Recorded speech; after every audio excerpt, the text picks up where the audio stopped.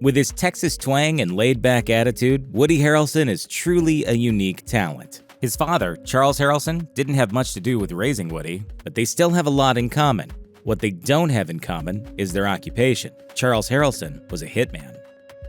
Born in 1938, Charles Harrelson was a man who couldn't stop moving. He grew up in Texas and joined the Navy, and after getting his fill of the deep blue sea, started selling encyclopedias in Los Angeles. It was around this time he married Woody's mom, Diane, but Harrelson wasn't what you'd call a great husband. Years later, after divorcing Woody's mom and remarrying, Charles Harrelson decided it was a good idea to start killing people for money. He even got himself some business cards that read, "Have gun will travel" and "Hitman."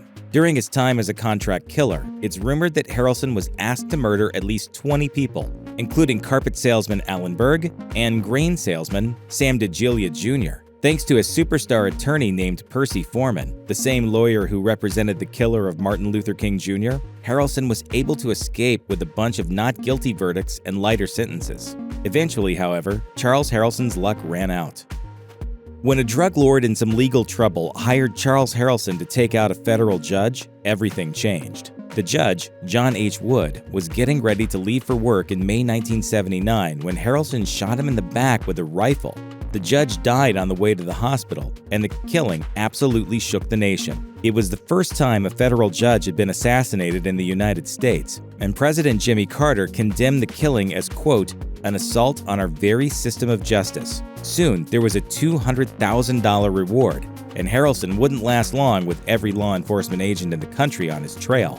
While driving down a Texas interstate in his girlfriend's Corvette, the car's muffler started giving him trouble. And as Harrelson wasn't exactly a mechanic, he decided to fix the muffler by blasting it with a .44 Magnum. Harrelson, who was high on cocaine at the time, shot out his tire instead.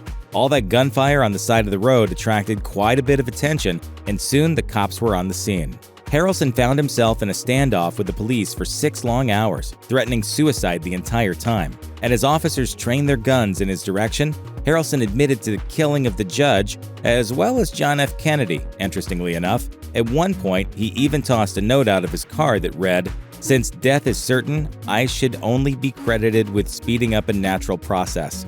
My marker should read, he did his best for ZPG, zero population growth." Eventually, the cops brought in a businesswoman named Virginia Farah, who was Harrelson's friend and had once hired him as a bodyguard. She was able to talk the hitman out of the car, and Charles Harrelson eventually found himself behind bars once again. Only this time, there would be no mercy for the contract killer. In 1981, Woody Harrelson was 20 years old. He was still years away from being famous, one day when he was just sitting around listening to the radio.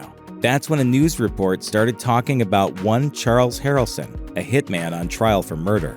It was right then and there that Woody first heard his father was a contract killer. Up until that point, the young Harrelson didn't really know much about his dad. His father left the family when Woody was just a child, and Charles spent most of the 1970s in jail. Speaking about his dad, Woody commented, "I don't feel like he was much of a father. He took no valid part in my upbringing." Still, for decades, Woody considered his father's conviction a, quote, travesty, claiming the judge who locked his dad up had been a pallbearer at John Wood's funeral.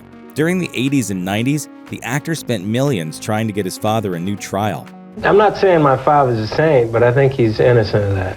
Harrelson explained later that he was, quote, just being a son trying to help his dad.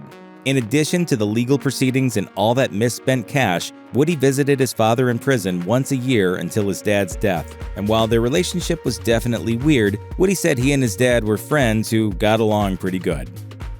In 2012, while promoting the movie Rampart, Woody Harrelson sat down for an interview with The Guardian. During the chat, the topic of his dear dad came up, and Harrelson revealed the two actually shared a birthday, saying, "They have a thing in Japan where they say if you're born on your father's birthday, you're not like your father, you are your father." And it's so weird when I would sit and talk with him. It was just mind-blowing to see all the things he did just like me. And looking at Harrelson's filmography, it's tempting to think that he's somehow channeling his murderous father into his characters. In 1994, he stirred up controversy with his performance as the psychopathic spree killer Mickey Knox in Natural Born Killers. Creepier still, in 2007, Harrelson would play Texas hitman Carson Wells in No Country for Old Men. The actor has also played killers in movies like Rampart, as well as criminals in films like Out of the Furnace and Solo a Star Wars story.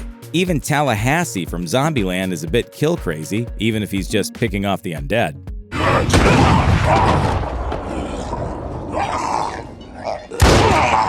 What do you think? Zombie kill of the week? And while we don't know that Woody Harrelson is intentionally tapping into his personal history for these parts, it's easy to see how an actor could use decades of deep-seated trauma and stories of assassinations to bring bad guys to life on the big screen.